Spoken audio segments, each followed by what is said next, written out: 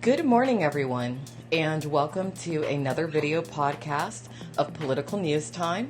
I'm your host, Alex Mayers. Sorry I am a few minutes late this morning, but still getting into the swing of things. I'm trying my best to be here daily at 7 a.m. Eastern Standard Time. So good morning, everyone. Hope you're doing well. And if you do hear my birds squawking in the background, that is just Sunny and Corey, my two little parakeets. And if you want to learn about them, follow my Twitter, which is linked up to Political News Time, and you will get to know who they are very quickly, I'm sure. All right. Now, this morning I have picked out a few political news issues that I would like to discuss. So let's go ahead and start with Bernie Sanders, okay? Now, those of you who have been keeping up with Political News Time, you know that I have given a bit of a rundown of the Democratic candidates that I really like. And actually, if you want to see a complete roundup that I have attached to my starting on one of my paintings, you can go over to alexandramayerslive.com and you will see me discuss the multitudes of Democratic candidates for president. And there's quite a few that I find interesting. My favorite so far, personality-wise at least, is Marianne Williamson. I also really, truly admire Elizabeth Warren. I can't say too many bad things about Kamala Harris. I especially like that she is looking to implement some red flag legislation in regards to white nationalists who are gun owners, because we have got to get the guns out of the hands of those people. Who else? Beto O'Rourke. I do like a few of the things that he's been saying lately in regards to it not being enough to not be racist, but we all adamantly need to be anti-racist at this stage, considering all the domestic terrorism from these white nationalists and whatnot. But Bernie Sanders, he's winning me over once more. I feel like he reached through the internet and he was like, you know what, Alex? I see you saying good stuff about Kamala Harris. I see you saying good stuff about Marianne Williamson. I see you saying good stuff about Elizabeth Warren. But I've been around for a long time, Alex. And I know how to really win you over. And he did. He definitely did. I'm going to tell y'all what he said.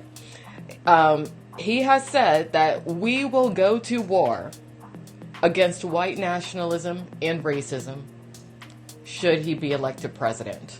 And you know what? I know he means what he says, because Bernie Sanders has been around for a very long time. This ain't no campaign promise.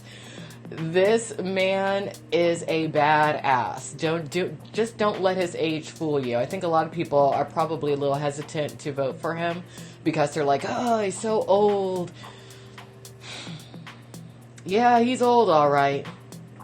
But he'll probably outlive, he'll probably live to be like 300 years old.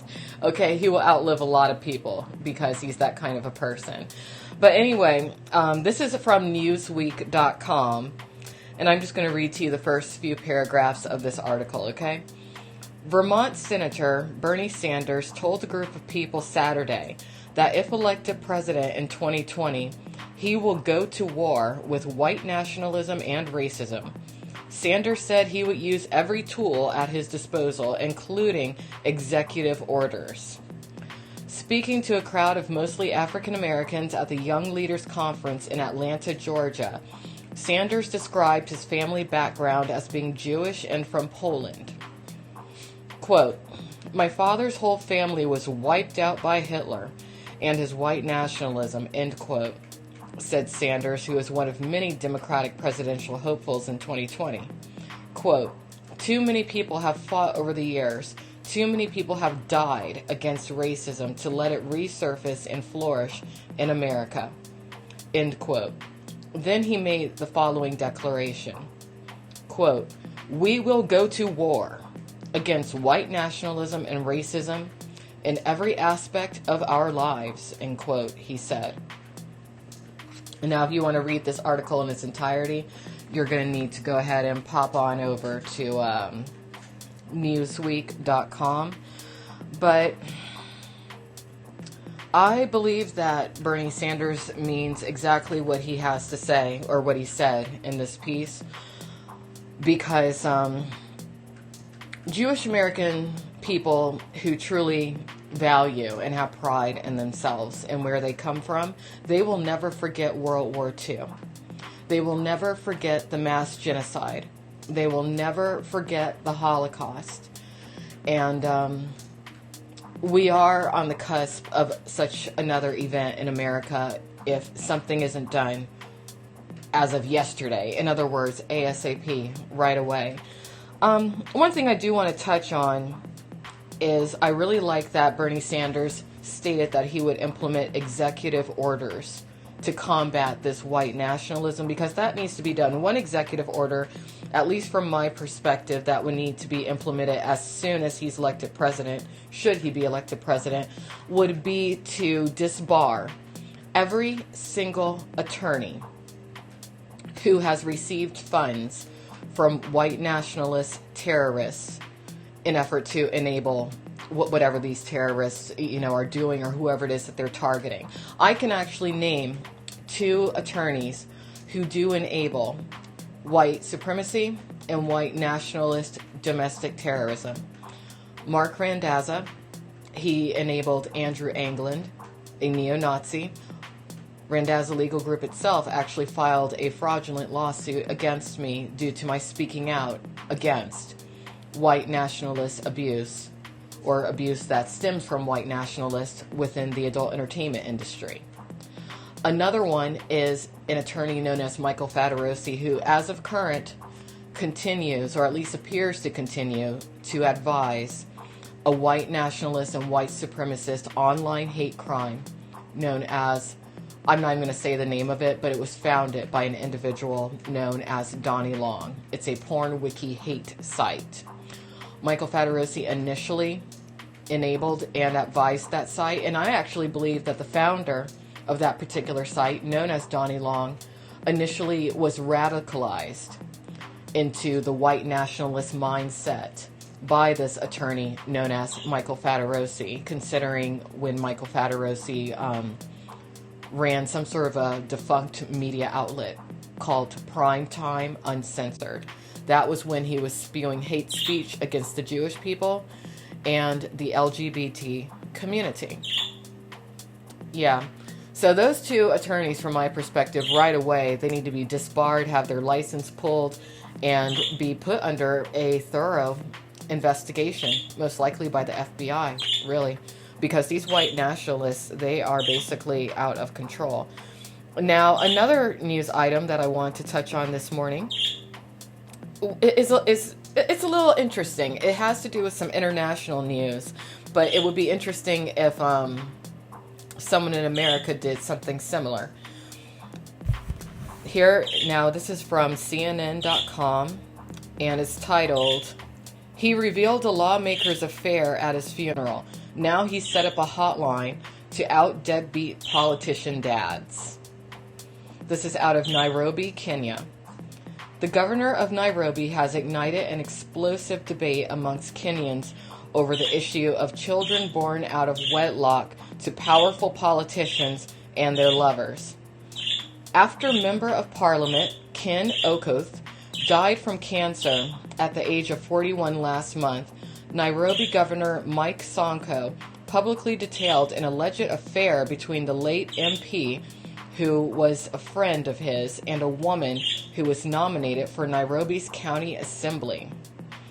Sonko, 44 years old, declared at a memorial service broadcast on local television, quote, "Ken had a son with one of the nominated Nairobi MCAs, members of county assembly. The 2 lovebirds did not hide the fact that they shared a son, as demonstrated by pictures and various documented correspondence," end quote. Governor Sonko made his comments to a gathering of mourners that included Okoth's Italian-born wife, whom he met at college in Austria and with whom he had no children.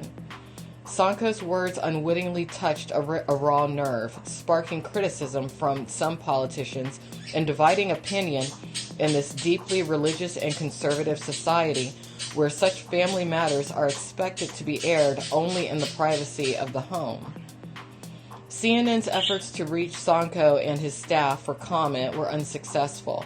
When asked about the governor's comments, Okoth's brother, Imran Okoth, told CNN, "No comment, it's a personal matter." But if you want to read this for yourself, just go over to CNN. But at the end of this article, it's announced that due to this epidemic in Nairobi of politicians having children out of wedlock and basically just causing some concerns for single mothers who can't take care of these children, they are establishing a hotline to out the deadbeat politician dads. Imagine if such a thing were to happen in America, but you would have to tack something else onto it. Mainly because a lot of times when a woman does have a child with a powerful man who might be a celebrity or a politician or whatnot in America, if that man doesn't want that announced, he often will pay the woman off quite a bit of money and have her sign a non-disclosure agreement. We actually have learned about non-disclosure agreements from the likes of Stormy Daniels when it came to Donald Trump. We also learned through that whole Donald Trump outing of his affairs, there was another woman, I cannot remember her name, but she made it known that she was asked to have an abortion by Donald Trump.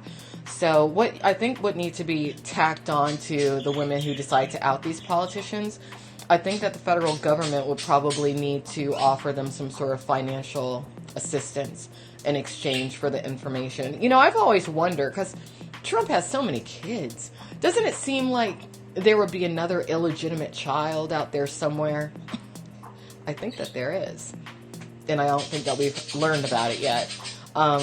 I know that there's been rumors about Bill Clinton having an illegitimate child who is half African American, and I've seen the photos of the alleged child. Looks like it could be his.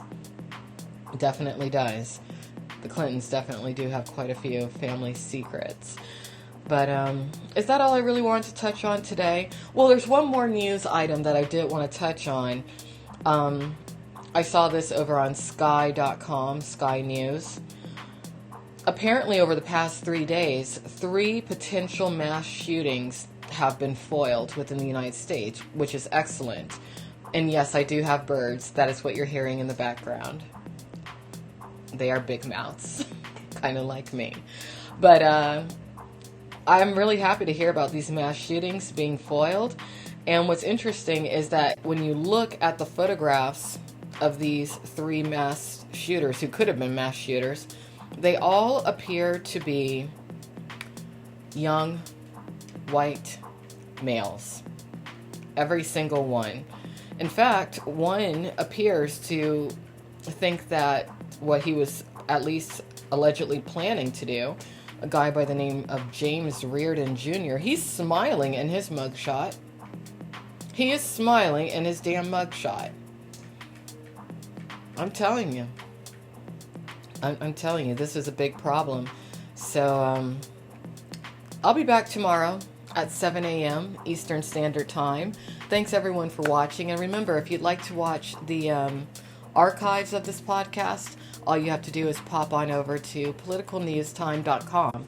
Also, if there's anything in particular that you may want to hear my commentary on that's been in the news as of late, feel free to drop an email over to politicalnewstime@gmail.com. Have a good one, everybody. Take care.